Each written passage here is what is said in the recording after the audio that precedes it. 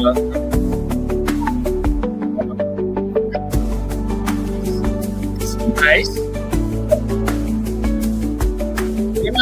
I'm thinking about YouTubers, but well, good afternoon. Good afternoon. This is a little special message. The concept of ex nihilo, of God creating everything that exists, came up today on a little podcast thing that Eric was doing. I just thought I would bring up a good video from one of the experts, one of my favorite guys, R.C. Sproul, to give this. I was going to try to make a video myself and try to explain it, but let the experts do what they do, right? The theologians do what they do. I'm just a Bible reader, So I'm going to hand it over to R.C. Sproul, and this may get pulled because it is a recording from somebody else's thing. Was it Langonier? Let me look that up. So go follow this page. It's really good. Langonier Ministries. It's really good stuff. And they have all his videos and stuff. He's a great mind, theological mind. So good stuff, brothers. And I'm going to hand it over to him. Let him explain this if we have any question of what God did in the beginning. Hopefully this will help clear some of that up. All right. Bye.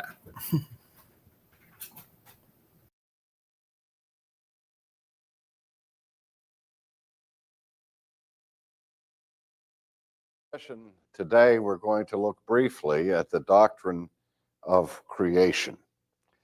And as soon as we meet up with this subject, we are now touching the issue that I believe is the key and central issue in our culture today that separates Christianity and other religions from all forms of secularism and of atheism.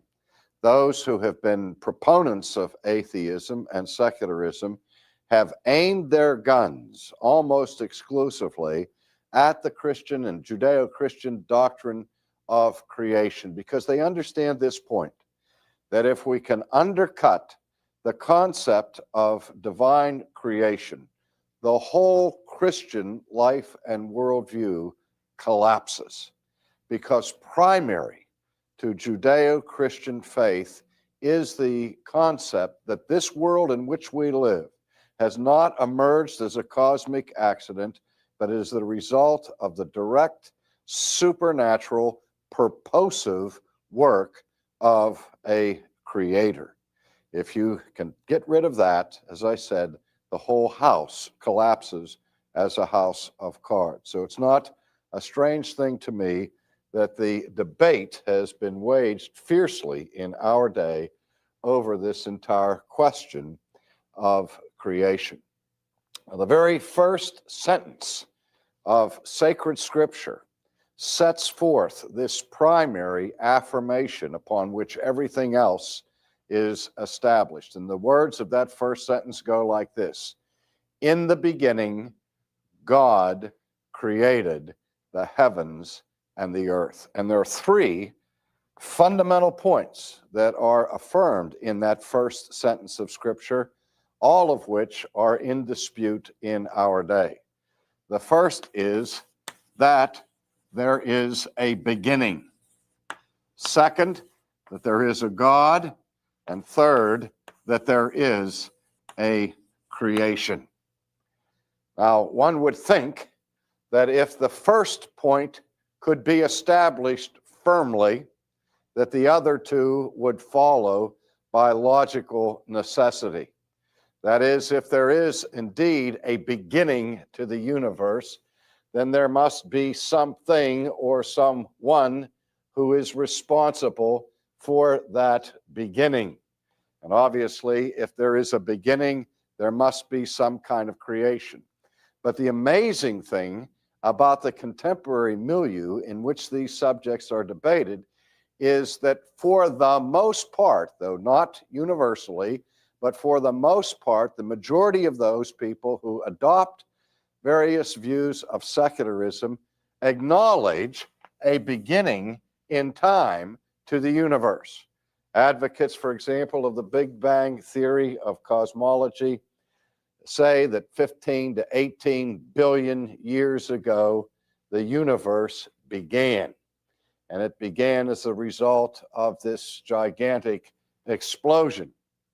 As I've said on other occasions, one highly respected physicist made the comment that 15 to 18 billion years ago, the universe exploded into being. And if it exploded into being, the immediate question is, if it exploded into being, what did it explode out of? Non-being? And that's, of course, an absurd idea. But the irony is that most secularists will grant that the universe had a beginning, but still reject the idea of creation and the idea of the existence of God. Now, the one thing that we virtually all agree on is that there is such a thing as a universe. Some may plead the case that what we call the universe or external reality to ourselves is nothing but an illusion, and that the world does not exist, and even my own self-consciousness may be a delusion. But again, that begs the question, and only the most recalcitrant solipsist would try to argue in such a fashion that nothing exists. Because to argue that nothing exists, you have to exist to make the argument. But in any case, given the truth that something exists out there and that there is a universe, philosophers and theologians historically have looked at that and asked the basic question, why is there something rather than nothing? And indeed, that's the oldest philosophical question, perhaps, that there is. Why is there anything at all? And those who have sought to answer that question have realized that there basically are only three options to explain reality as we encounter it in our lives. The first is that the universe itself is self-existent and eternal. Now, I said a few moments ago that the overwhelming majority report among secularists is that the universe did have a beginning and is not eternal. But I stop short of saying that everyone holds that position, because there are those who in the past and even today have argued that the material world is eternal and has always been there, and it has the power of existence within itself, so that the universe is self-existent and eternal. The second option is that the universe was created by something or someone that is self-existent and eternal. Now notice that these first two options have one very important common element to them, that both of these options argue that something is self-existent and eternal. And the third option, and we'll come back to those first two, the third option is the option that I call self-creation. The idea that the universe did not always exist, but that it, in the final analysis, came into being suddenly, dramatically, by its own power. Now, I have to say at this point that most people who deny number one and number two and argue that the universe pops into being will not use the language of self-creation, because they understand, I hope, that this concept, the concept of self-creation, is a logical absurdity, that it is an analytically false statement, manifestly. If one needs only think about it for 5 seconds to see that that's the case. For in order for anything to create itself, it must be its own creator, That would mean there would have to exist before it made itself, and therefore it would have to exist before it was, which means it would have to be and not be at the same time and in the same relationship, which violates the most fundamental law of reason there is, the law of non-contradiction. So that this concept of self-creation is manifestly absurd, contradictory, and irrational. Not only to hold such a view would be bad theology, but it would be equally bad philosophy and or bad science, because science as well as philosophy rests upon the ironclad laws of reason. So this position, as I say, is irrational and unreasonable. But most people who hold to such an idea, as I said, don't call it self-creation, but the concept is one that manifestly involves self-creation.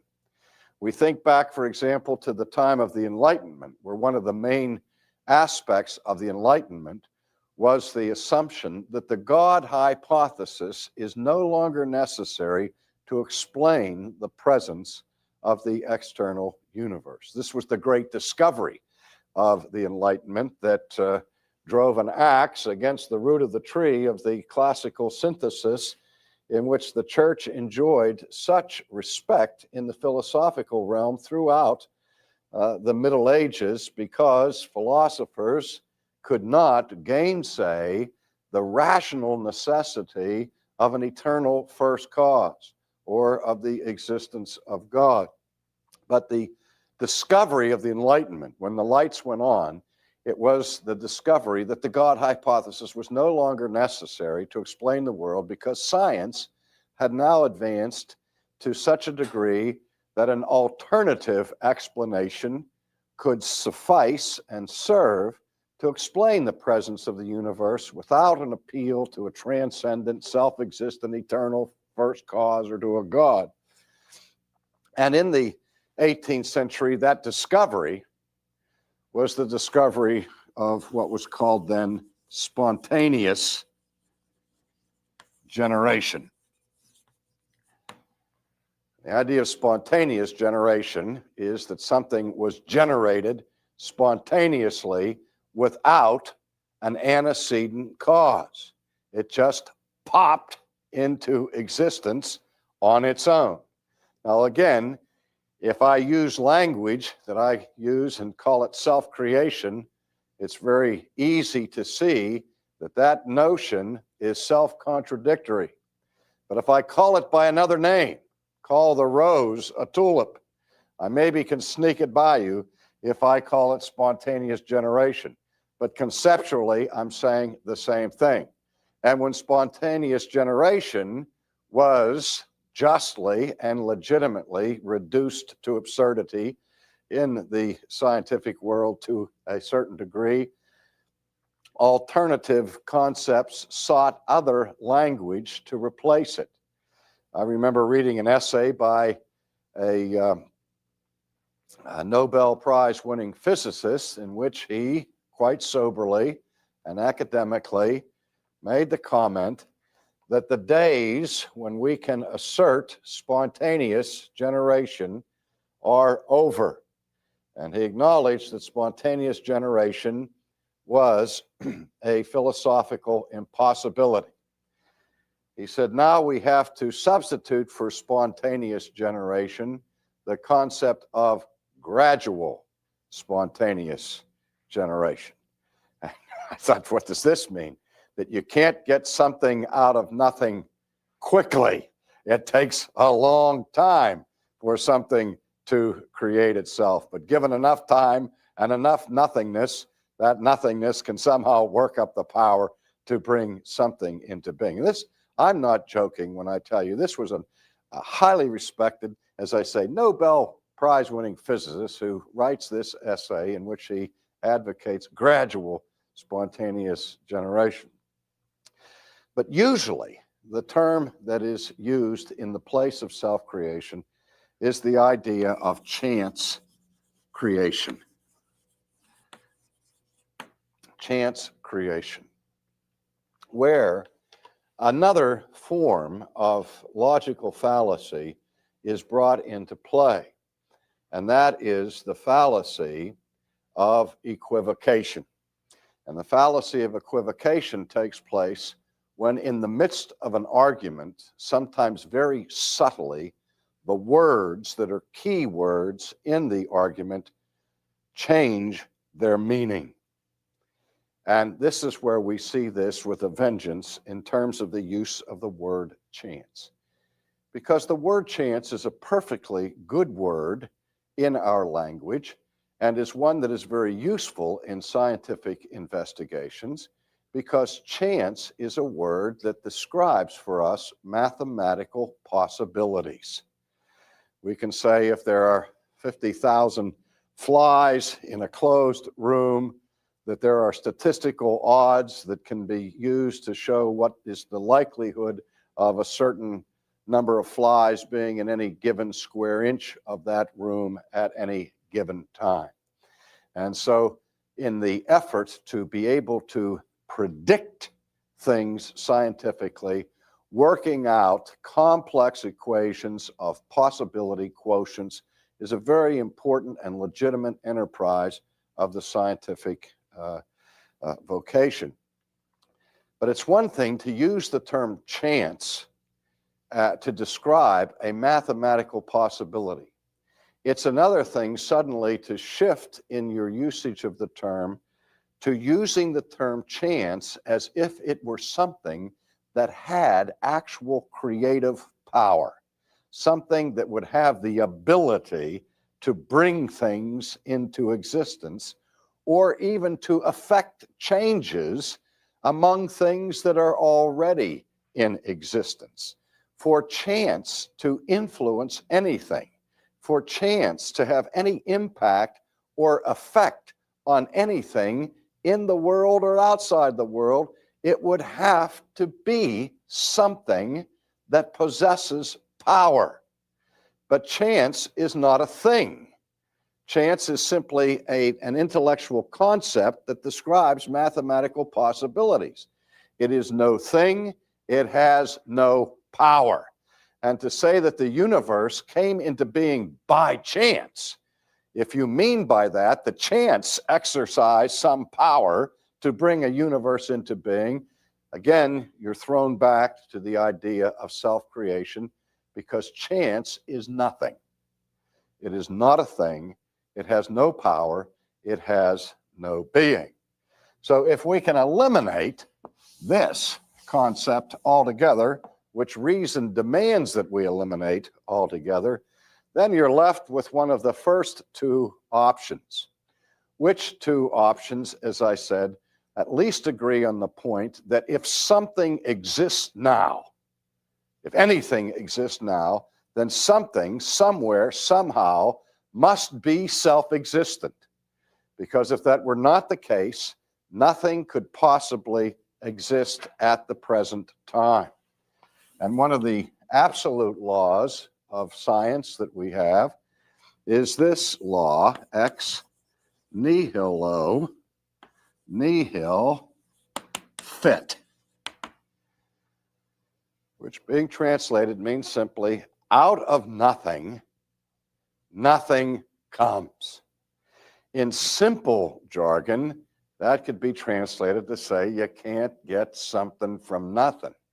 If all you have is nothing, that's all you will ever have, because nothing cannot produce something. And so the principle here is that if there ever was a time when there was absolutely nothing, then we could be absolutely certain that today, at this very moment, there would still be absolutely nothing. So something has to be self-existent. Something must have the power of being within it for anything to exist at all. Now, these two options pose many problems, and the idea of a self-existent material world is often spelled out in terms like this. Since virtually everything that we examine in the material world manifests change and contingency and mutation. Philosophers are loath to assert that that aspect of the universe is that part that is self-existent and eternal, because that which is self-existent and eternal is not given to mutation or to change.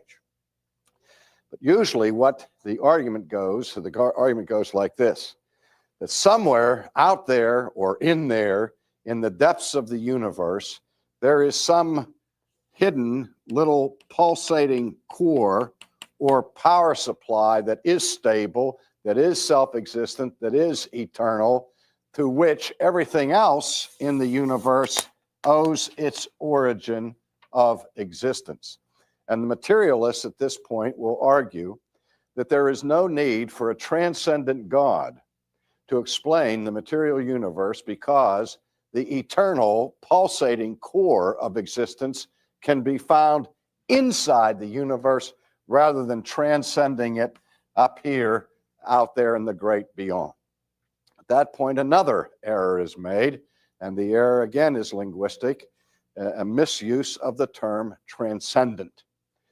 Because when the scriptures speak of God as being transcendent, it is not describing God's location. It is not simply saying that God lives up there or out there somewhere. But when we say that God is above and beyond the universe, we're saying that he is above and beyond the universe in terms of his being, his ontology. He is ontologically transcendent. Anything that has the power of being within itself and is self-existent must be distinguished from anything that is derived and dependent and contingent. So if there is something at the core of the universe that is self-existent and has the power of being in and of itself, then it by its very nature transcends everything else. So I don't care where God lives. We don't care where his address is. What we're concerned about is his nature, his eternal being, and the dependence of everything else in the universe upon him. Now, finally, in the time that is left, which is brief, the classical Christian view of creation is that God creates the world ex nihilo, out of nothing. And does this not flatly contradict the absolute law I've already set forth, that ex nihilo nihil fit? Out of nothing, nothing comes. People have argued against creation ex nihilo on those very grounds. Well, when Christian theologians say that God creates the world ex nihilo, or out of nothing, that is not the same thing as saying once there was nothing, and then out of that nothing, something came. Rather, the Christian view is, in the beginning, God. And God is not nothing. God is something. God is self-existent and eternal in his being, and he alone has the ability to create things out of nothing. God can call worlds into existence. This is the power of creativity in its absolute sense, that only God has, the ability to create matter, not reshape it and reform it from some pre-existing material. When we talk about creativity in the artistic realm, we talk about somebody's ability to take a square block of marble and shape it and form it into a beautiful statue, or take a plain canvas and some paint and transform that by rearranging the pigment into a beautiful painting. But that's not how God creates the universe. There is no matter that exists, but God calls the world into being, and his creation is absolute in the sense that he is not simply shaping, forming, and shuffling around things that already existed. The scripture gives us only the briefest description of the how he does it. All that the Bible gives us is what we call the divine imperative, or the divine fiat, where God creates by the power and the authority of his command. God says, let there be, and there is. That's the divine imperative, because even nothing cannot resist the command of God, who brings the world and all that is in it into being.